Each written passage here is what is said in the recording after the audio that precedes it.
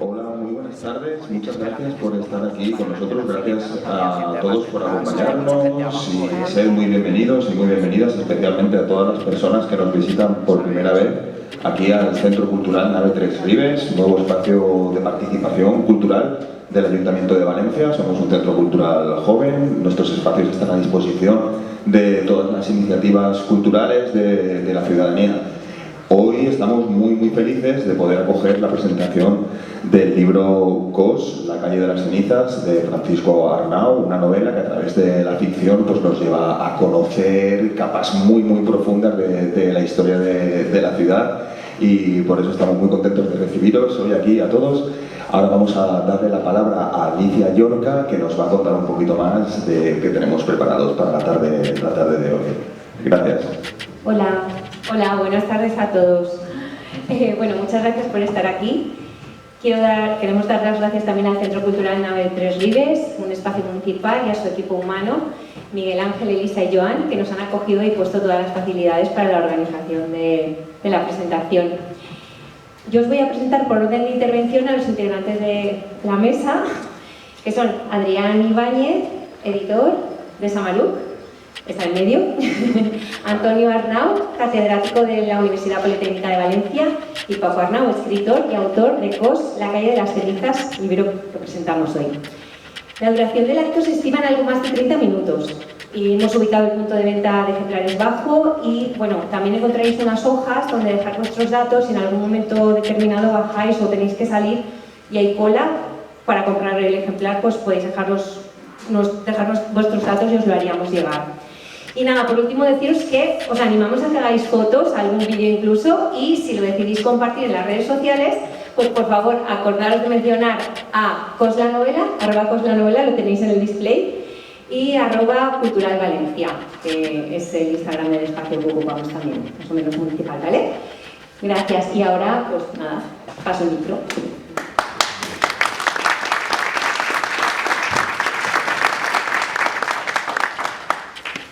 ¿Me oye bien?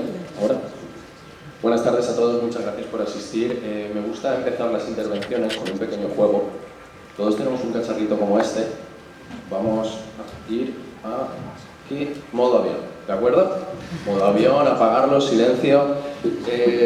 Me gusta recordarlo porque, bueno, ya que va a ser una intervención que queremos que sea dinámica, rápida, el que no suene ningún teléfono móvil nos va a facilitar a nosotros el poder hacer nuestro trabajo pues, con mucha más comodidad.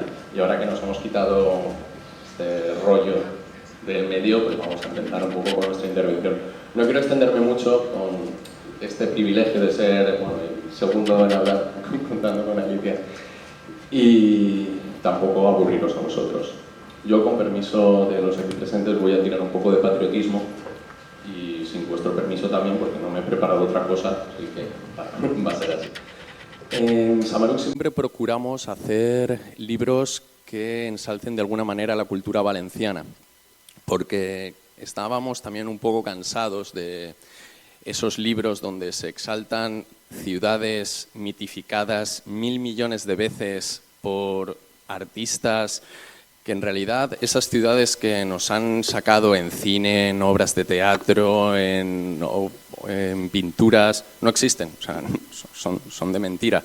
En la entrevista que hicimos en 8 Radio también lo comentaba, la Manhattan de Woody Allen es mentira, o sea, eso no es verdad. Por eso nos gusta ensalzar de alguna manera esa valentía de autores como Paco, que dice que no, que voy a escribir de mi ciudad, sobre mi cultura, que es muy rica y muy variada, ya que Valencia es un fuego que han intentado apagar muchas veces y siempre renace de sus cenizas. Muchas gracias.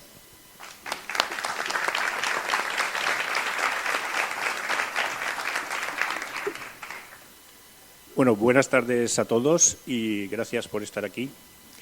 Hoy tenemos la oportunidad de presentar no solo una novela, sino 2. Sí, porque como algunos sabrán, Cos, grabado en las piedras, la primera parte de esta historia, se terminó en pleno COVID y no tuvo una presentación como se merece. Así que hoy compensamos esa deuda y lo hacemos por partida doble. Además, hay un dato curioso que no sé si ustedes sabrán, Pero la primera novela le llevó al autor, Francisco José Arnau Vives, Paco para los amigos, Peque para los íntimos, nada menos que 20 años de trabajo. La segunda, Cos, La calle de las cenizas, la escribió en 1 año. Con esa progresión podemos esperar la tercera entrega para la semana que viene, ¿no, Paco? Bueno, pero bromas aparte, lo que tenemos entre manos no es una historia cualquiera, es un viaje en el tiempo, una exploración de la historia y, sobre todo, una profunda reflexión sobre la naturaleza humana. Hablar de Cos es hablar de la memoria, del peso del pasado en nuestro presente y de cómo la historia nos define. Ambas novelas nos llevan por distintos momentos históricos, mezclando el pasado y el presente de una forma que no solo entretiene, sino que también despierta la curiosidad y el pensamiento crítico. En toda la obra el autor demuestra un arte magistral para sorprender al lector, dándole raciones perfectamente dosificadas de misterios que le mantienen en vilo continuamente, como si cada palabra escrita fuera la dosis mínima de la droga precisa. La primera parte, Cos, grabado en las piedras, nos transporta por 3 historias entrelazadas que atraviesan siglos, donde la intriga, la simbología, las sociedades secretas y los hechos históricos reales se combinan con una narración magistral. Valencia, con su rica historia medieval, sus calles con nombres que resisten el paso del tiempo y su legado templario, se convierte en un personaje más de la novela. La segunda parte, Cos, La calle de las cenizas, va un paso más allá. No solo continúa la historia, sino que cambia nuestra percepción de lo que ya leímos. Aquí la historia medieval que conocimos en la primera parte aparece antes en la cronología, permitiendo que comprendamos hechos y personajes desde una nueva perspectiva. Ambos libros nos sumergen en el misterio, pero más allá de la intriga, lo que realmente atrapa al lector son los valores y las sombras de la humanidad que se plasman en sus páginas. Sin duda, los valores y la naturaleza humana son el alma de Cos. Si algo define a Cos, es su capacidad para retratar los extremos del ser humano. Aquí encontramos personajes guiados por el honor, la voluntad, la justicia y la compasión, pero también vemos la ambición desmedida, la traición, el engaño y la codicia. Cos nos recuerda que la historia no solo está hecha de héroes y villanos, sino de elecciones. Como bien dice un fragmento de la novela, hasta en los momentos más difíciles en que el camino de la vida te coloca, se puede ser un villano o un héroe, y eso lo decide cada uno. El autor no da personajes planos, nos da seres humanos enfrentados a sus propios demonios y a un destino que muchas veces los supera. Y eso hace que cada lector encuentre algo propio en la historia. Además, la base histórica sobre la que se sustentan los hechos hace que la historia cobre aún más fuerza. Saber que muchas de las situaciones descritas ocurrieron realmente añade una dimensión de realidad, impacta y emociona. Cos representa el misterio y el arte de contar historias. Otro de los grandes logros de Cos es la forma en que está narrada, la estructura de capítulos cortos, la alternancia de historias y los saltos en el tiempo mantienen al lector en vilo. Justo cuando piensas que tienes algo claro, el autor introduce un nuevo dato que cambia tu percepción. Como lectores sentimos esa necesidad de seguir leyendo, porque cada página deja una puerta entreabierta hacia lo desconocido. El arte de dosificar la información y de jugar con el misterio es algo que Cos maneja con maestría y lo hace no solo en la trama, sino en los detalles, la simbología, las inscripciones ocultas, las referencias astronómicas y, parafraseando al mismo Cos, hasta la forma en que las piedras mismas se convierten en testigos silenciosos del pasado. Y hablando de misterio, no quiero revelar demasiado, pero hay un fragmento de la novela que quiero compartir porque resume perfectamente esa sensación de secreto oculto en el tiempo. Y dice así: tras depositar la famosa reliquia, rellenó con alabastro la oquedad y grabó la piedra con unas marcas evidentes en honor a aquellos caídos por las envidias y el odio que aquella vasija había generado. En una piedra cercana talló débilmente la forma de un cáliz. La puerta de la almoina de la Catedral de Valencia ahora custodiaba un secreto que nadie podía conocer. Estos pequeños detalles nos llevan a preguntarnos qué parte de la historia nos han contado y qué parte sigue escondida entre las piedras de la ciudad. Quiero terminar con una reflexión. Cos es una obra en dos partes que nos hará disfrutar de un gran viaje literario, pero más allá de eso, el tema central de Cos es la memoria. Cos nos recuerda que nuestro presente y nuestro futuro se nutren de todo lo que fuimos. Nos dice que cada uno de nosotros es el resultado de su propia historia, de las ilusiones que nos movieron, de los errores que cometimos y de los aciertos que celebramos. Y esa historia, con el paso de tiempo, perdura, no solo en los recuerdos, sino en pequeñas huellas materiales, en objetos o en señales que al verlos o al tocarlos nos recuerdan quiénes somos y de dónde venimos. En realidad, si lo pensáis bien, no somos nada sin nuestros recuerdos. No despreciemos, pues, las cosas viejas y pequeñas, porque pueden contarnos grandes historias. Y no olvidemos que las nuevas deben crear la suya propia. Siendo conscientes de esto y parafraseando a Rudyard Kipling, sepamos esperar sin sentirnos cansados de la espera y soñar sin que los sueños imperiosamente nos dominen. Y sepamos aprovechar cada uno de los 60 segundos que construyen a cada minuto el camino de nuestra vida, porque cada instante cuenta y es parte de nuestra historia. Y sin duda, una excelente forma de aprovechar el tiempo será leyendo la obra completa de Cos. Estoy seguro de que no os arrepentiréis. Muchas gracias.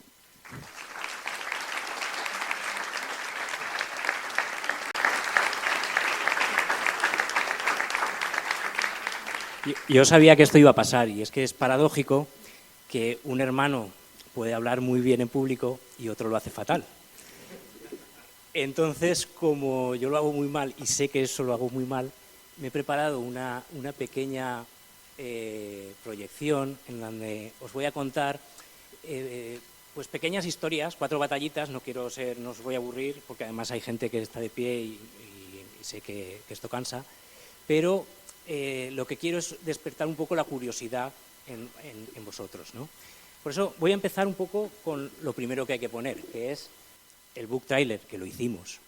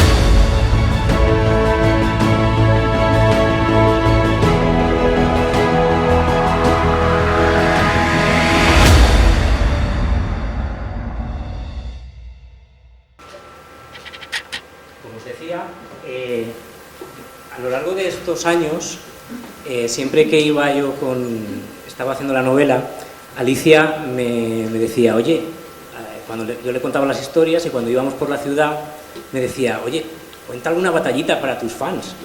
Ella se piensa que tengo fans.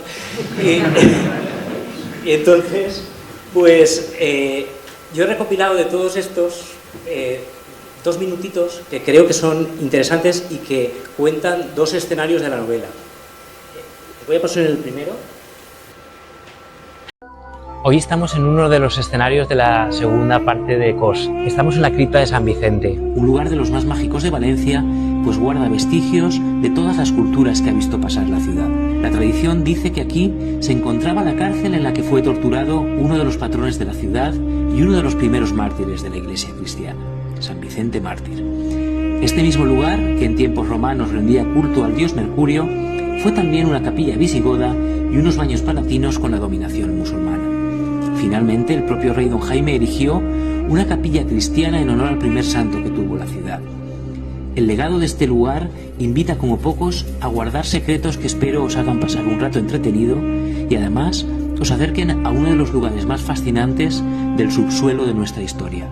Os invito a que vengáis a visitarlo, pues creo que no os defraudará. Un abrazo a todos y nos vemos pronto.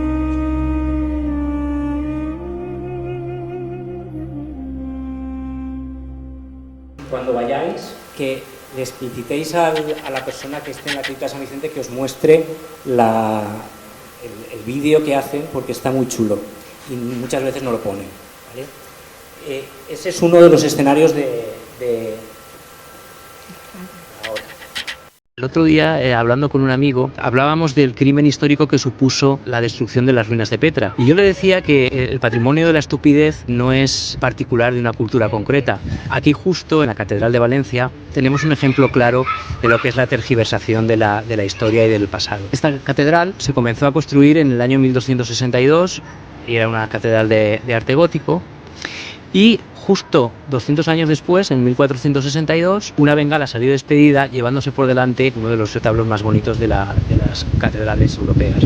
El futuro Papa Alejandro VI, que era el Rodrigo de Borja, el arzobispo de Valencia, decidió intentar remodelarla con los nuevos artistas renacentistas que estaban naciendo en Italia, ¿no? Y se trajo a dos grandes artistas, Francesco Pagano y Paolo de San Leocadio. Hicieron una bóveda y un ábside con unos 12 ángeles músicos que son una verdadera maravilla. Esa obra maestra estuvo durante 200 años hasta que el arzobispo de turno decidió poner una nueva cúpula de estilo barroco que la puso 80 centímetros por debajo, cargándose el anterior renacentista, ¿no?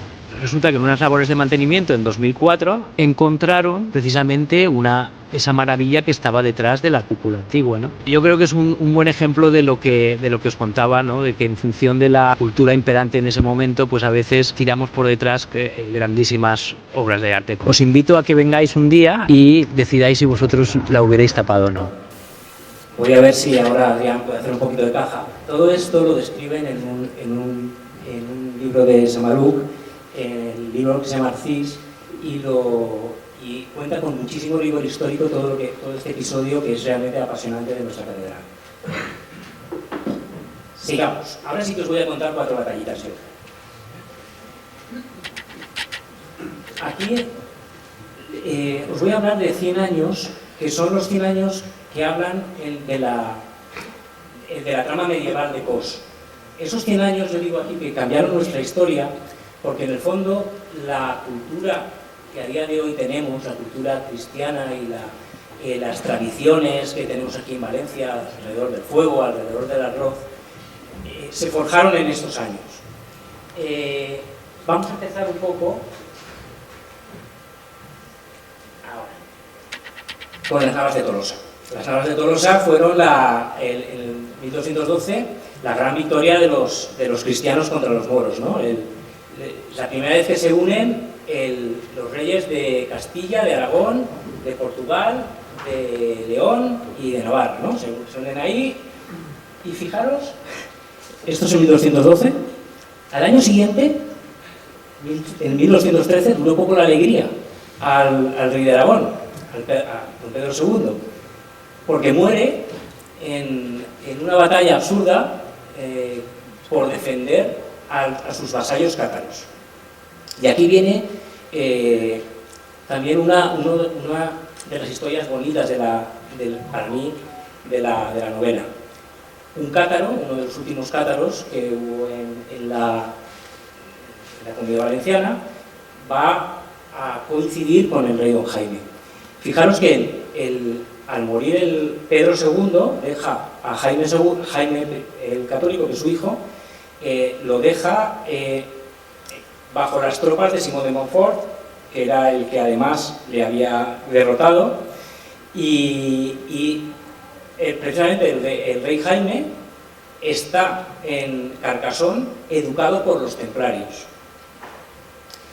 Por eso a mí me pareció muy interesante poder mezclar, porque precisamente en esos años acabó todo, o sea, acabaron los cátaros, acabaron los templarios y además estuvieron en Valencia. La herencia de los templarios se fue a una orden que se llama la Orden de Montesa, que está muy cerquita de aquí. Nosotros vemos Indiana Jones, vemos grandes películas, vemos tal, que están ambientadas en otros sitios, pero realmente en Valencia es gran parte de toda esta historia. Y por eso me parece por lo menos un escenario y una época muy bonita para novelar. La conquista de Valencia es precisamente, empieza pues, en 1238, con un asedio que también para mí es muy novelesco. El asedio de Valencia duró durante unos 5 meses. Si la entrada triunfal del rey Don Jaime es en octubre, ¿no? El 12 de octubre, y más o menos sobre marzo-abril empezó el asedio. Y ese asedio a mí me permite mostrar lo que era la Valencia árabe. La Valencia árabe, descrito por grandes cronistas de la época, como Aben Alabar y otros. Aben Alabar era un geógrafo, un poeta, un humanista árabe, que describía que la ciudad de Valencia, la Valencia de la época, era una de las ciudades más bonitas de Europa. Ahora, nosotros habitualmente os imagináis un poco el Albaicín, ¿no? de Granada, que todos pues, tenemos como uno de los barrios más bonitos de Europa, ¿no? Pues prácticamente, aquí os he puesto 4 imágenes en donde vemos unas recreaciones de lo que era la mezquita de Valencia, con su alminar, y en esta imagen de aquí intento mostrar cómo era el estilo de la ciudad, que podéis imaginarlo parecido al Albaicín. Aquí he mostrado lo he intentado hacer no con mucho éxito, pero bueno, yo creo que lo vais a entender. En este vídeo muestro lo que era la muralla árabe de Valencia. Ahora la giro un poquito porque ahí se ve el Alcázar, o sea, y sobre esta imagen superpongo las murallas típicas que se ponen que habitualmente nos enseñan, ¿no? Veis que la muralla se transforma a la muralla árabe de verdad roja. La que hay aquí es la muralla romana, la muralla amarilla, y la azul es la muralla que todos conocemos, bueno, la muralla cristiana de las 12 puertas famosas, ¿no? Aquí he superpuesto el mapa actual de Valencia y quiero mostraros aquí señalo dónde estamos nosotros ahora. Y es importante donde estamos ahora porque precisamente en esta zona ocurre un episodio de la novela. Esto de aquí, toda esta zona de aquí, era la Ruzafa valenciana. La Ruzafa valenciana era el jardín de los jardines más grandes de Europa, inspirada en la Ruzafa cordobesa y en la Ruzafa de Siria. Y precisamente el rey Don Jaime, cuando entra en Valencia, él primero acampa en un campamento que estaría relativamente cerca del Palau de les Arts, más o menos por ahí. Pero cuando entra en Valencia, entra en un palacio que era el palacio de un gobernante árabe, que era Al-Balansí, y él le quita y se pone él, ¿no? Entonces, ese palacio estaba en estas inmediaciones.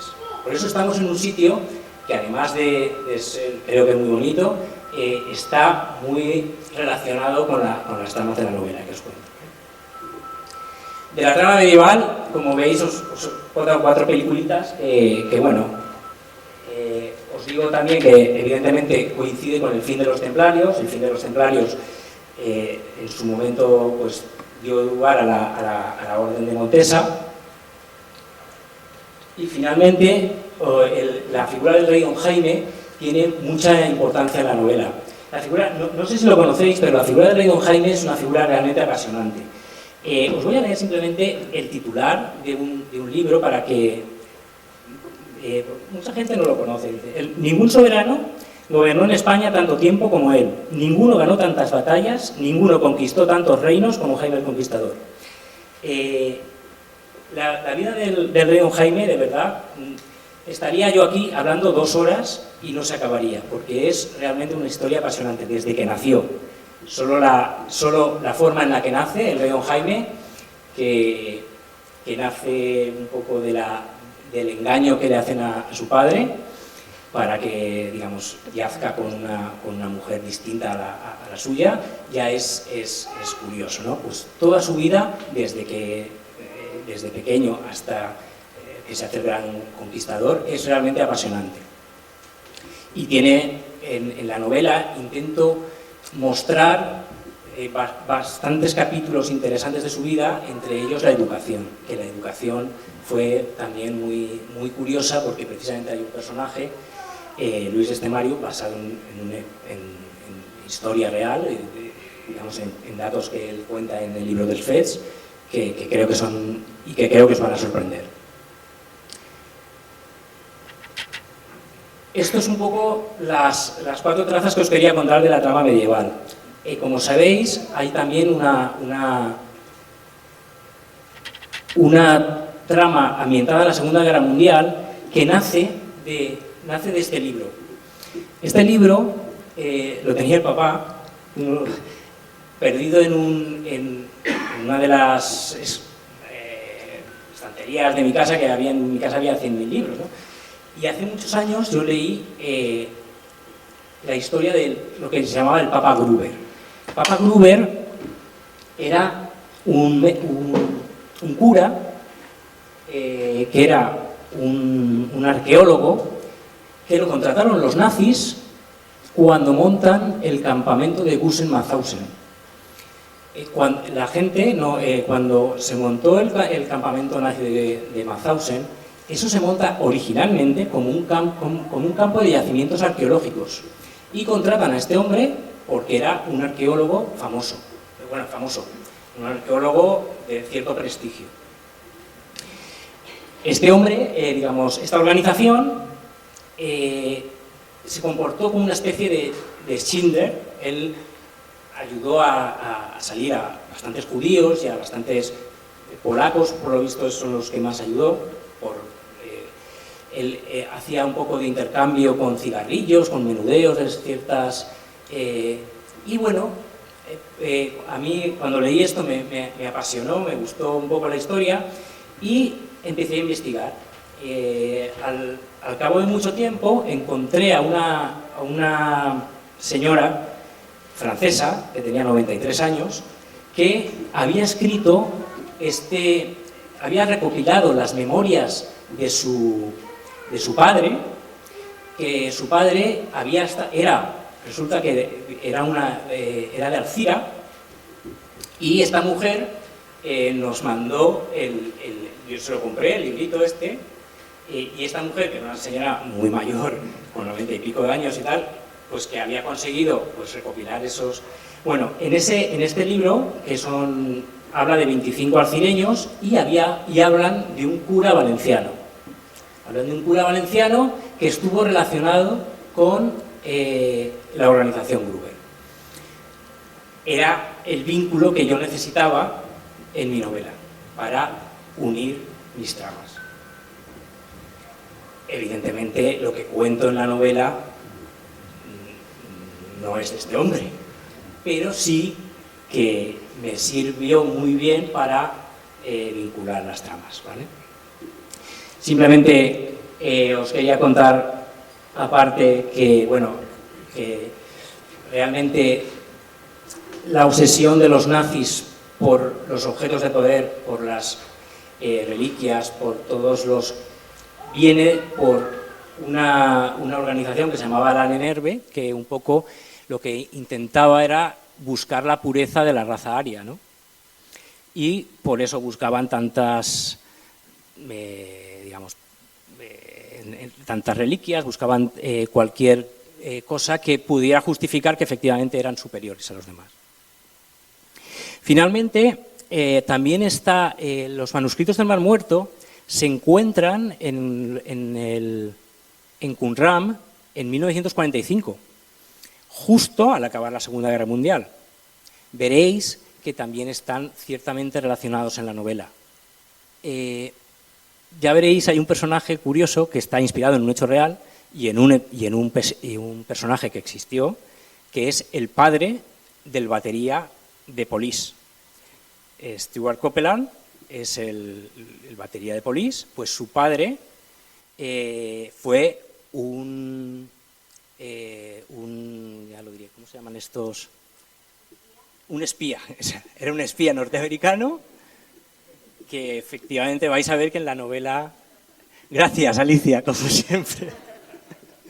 Es que ya os decía que soy muy malo hablando en público. Bueno, pues de esto ya también es lo último que os quería contar un poco. Ya estamos acabando. De la trama contemporánea, así como en la primera novela hablábamos de la memoria, en esta novela lo que intento transmitir que es un escenario que está muy real, o sea, que está muy próximo, que es el escenario en el cual podamos recrear instantes de ciudades o instantes del pasado en un momento dado. Por ejemplo, hay una web que se llama timelife.com en donde tú le dices, vete a Valencia de 1240 y al cabo de un rato están ahí procesando, pero intenta mostrar con información de Big Data a nivel de yacimientos arqueológicos que se han encontrado y tal igual, e intentar recrear la ciudad en un tiempo dado, ¿no? Esto tarda bastante, pero imaginaros,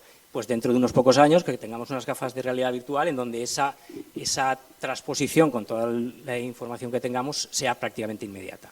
Ese escenario yo creo que es próximo y muy, muy cercano. Y yo ya estoy acabando, solo quería decir una cosita más. Y esto sí que lo tengo que leer porque... A ver, exacto, aquí estamos.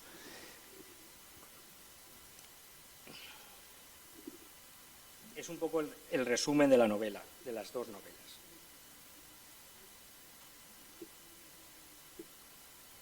No os asustéis, que es poco, ¿eh? Digo, por último, me gusta decir que las tramas y las historias de Cos son episodios protagonizados por una palabra ya casi olvidada en nuestros días. Esa palabra que es mezcla de honra y pundonor. Esa palabra que infundaba al caballero en la Edad Media el respeto y la admiración. Eso a lo que siempre llamaron honor. Pero hay otra palabra quizás mucho más protagonista en esta aventura. Esa palabra que tanto nos costó encontrar a algunos y que ha sido capaz de convertir en quizá brillante lo que tan solo mi mente parió en modo vulgar. Porque sí, si esta historia tiene algo de grande, es gracias a ella, a la palabra y a la persona, a Alicia y al amor. Dos palabras que son mi vida y mi ilusión. Solo dos palabras que han creado lo bueno que puedas leer en esta aventura de Cos. Gracias a todos por venir. Y ahora...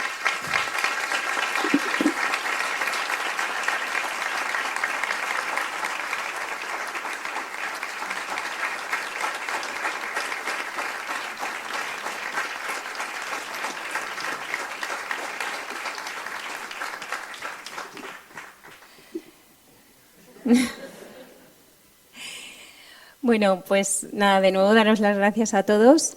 Ahora es el momento de adquirir un ejemplar, si os ha resultado interesante, y también de abrir las bandejas que tenemos repartidas en la sala, esta pequeñita adjunta, ¿vale?, para tomar un pequeño refrigerio. Las cintas están cortadas, podéis levantar, vamos a abrir vosotros mismos la bandeja porque yo no sé si voy a llegar hasta allí.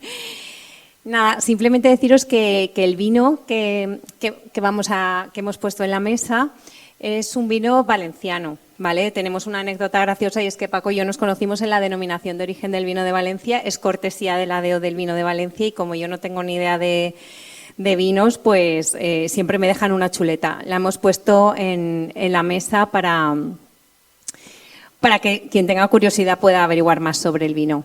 ¿Queréis hacer preguntas? Sí, vale, pues vamos, disculpadme, es que claro, me he quedado abrumada con la dedicatoria hasta que me ha hecho, ya he dicho, quiero salir de aquí, por favor. Disculpad, se me había olvidado que queréis hacer preguntas, lo paso, ¿vale? A ver, en principio habéis iniciado la presentación con un agradecimiento por haber venido a estar con vosotros. Permíteme que yo sea el que te agradezca que bueno, a mí me hayas invitado a tu presentación. Enhorabuena, Paco, como siempre. Y voy a hacerte dos preguntas muy rápidas. La primera va un poco relacionada con el autor, ¿vale? Tengo clarísimo que va a ser genial tu obra, pero me gustaría que me hicieras un poco, comparando las dos, qué experiencias distintas has tenido, en plan positivo o negativo, que a su vez me cuentes alguna anécdota, si puede ser. En Tabernes, cuando estaba escribiendo tal capítulo, se me quemaron las hojas, es decir, algo similar a esto. Y por último, si puede ser, me haces un spoiler de COS 5, ¿vale? No, sí, mira, sí que hay una anécdota que realmente, que eso no lo he contado y tal, y no ha podido venir mi primo Moni. Nosotros todos los primos que jugamos al pádel cada X tiempo, y un día, en una cena de primos, resulta que yo les estaba hablando de la novela y bueno, más o menos yo tenía todo el hilo de las tres novelas, de las tres tramas, pero me faltaba cómo hilvanarlas, ¿no? Y entonces en la cena, mi hermano estaba, él se acordará, resulta que mi primo, él es policía y de forma totalmente anecdótica nos contó un primer episodio que él tuvo cuando como comisario de policía tuvo que recibir a las fuerzas israelíes. Hubo un conflicto policial importante entre los israelíes y la policía valenciana, porque claro, los israelíes venían, ellos acostumbrados al mundo de guerra y tal, o se hacía como ellos decían, o aquí, ¿sabes? Y claro, los policías españoles, la policía valenciana decía, oye, estos vienen con un poco de... Y entonces hubo un conflicto entre el jefe israelí y el jefe de la policía valenciana, y bueno, pero que al final se solventó, e incluso ellos con los años acabaron siendo buenos amigos, ¿no? Y yo dije, esto es lo que me viene bien para hilvanarlo todo.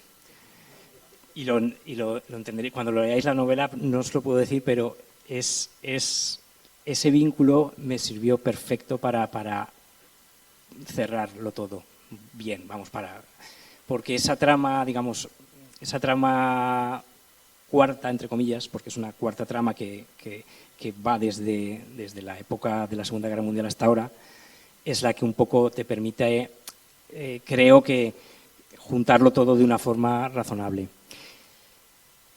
Me preguntabas al principio de comparativa entre las dos novelas. Como mi hermano decía, escribir una novela en 20 años, tú lo sabes bien, es duro y cuando tienes 20 años no piensas igual que cuando tienes 40, ni escribes igual ni haces nada igual. Hacer una novela en un año y pico es mucho más homogéneo, está todo mejor pensado. También el objetivo era distinto. Cuando yo empecé con la primera novela no tenía un objetivo claro, ¿no? Yo estaba en Madrid y yo, pues, no sabía si lo iba a acabar en un mes o en un lustro, ¿no? Entonces, bueno, pues esas son un poco las dos anécdotas que yo te diría al respecto. Gracias, y luego COS 5, imagino que el Ridón Jaime estará por el medio. En principio, COS, a no ser que lo petemos y que ahora Netflix nos... En principio, la idea no es que siga. O sea, aunque hay personajes que podrían tener vida, porque creo son personajes interesantes y tal, pero yo creo que está bien cerrada la novela y yo creo que ya sería estirar el chicle, que solo lo estiramos si vale la pena, ¿no? Pero en principio yo creo que así yo estoy satisfecho. Pero tú vale la pena siempre has sido, yo escribo porque me apetece y no, tú nunca has sido de voy a grandes logros. No, pero me refiero que yo creo que esta historia como está ya me gustaría que yo, o sea, si yo tengo que pensar algo nuevo, fuera algo nuevo y diferente, no tratar de como... Igual que yo, pero pienso lo mismo de grandes novelas, quiero decir, de los Juego de Tronos y todas estas grandes novelas o El Señor de los Anillos o tal. Yo creo que lo realmente buenas son normalmente la primera, segunda y tercera, como mucho. Después ya normalmente es estirar el chicle económico y porque te veía bien y tal, pero no sé, habrá grandes novelas, pero yo creo que en general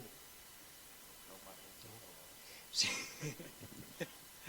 ¿Alguna pregunta más por ahí? Yo acerco el micro si queréis. ¿No? ¿Me lo quedo ya?